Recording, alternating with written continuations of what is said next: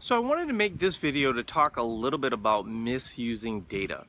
And obviously we're a big fan of data. We're a big fan of more information, and we think that that information could potentially help people solve puzzles that have sort of perplexed them for a lifetime, right? And so with that said, a lot of people are using a Fitbit, and this applies to a Fitbit, but it also applies to the scale, it applies to body fat percentage, it applies to really any data measurement that's being viewed as the end-all be-all.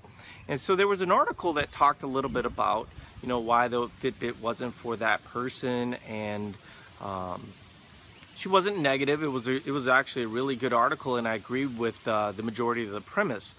But the article starts off and talks about the expectation, and that's what this video is about. Is when you're collecting data, that data is information, and so if you take away the expectation, then all of a sudden you can view the data in a healthier way mentally.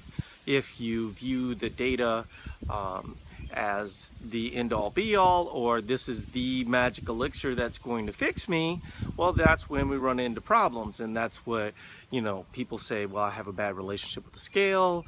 It's like, well, you don't have a bad relationship with the scale, you have a bad relationship with the expectation that you want from the scale. And that goes for body fat testing, that goes for food tracking. In the article, the woman mentioned that, she was food tracking. Well, we don't know, what she was eating. And so if she was eating 1,100 calories and burning 3,000 calories, and all of a sudden that's causing all kind of stress atmospheres, and she had an expectation of her weight going down, well, that's the problem. And so I do plan on doing real soon here experiment where I will eat my level of activity, either on a Fitbit or an amp strip or something like that. And I think that's it's certainly going to be a fun experiment for me, but I think it'll be a fun experiment for everyone watching.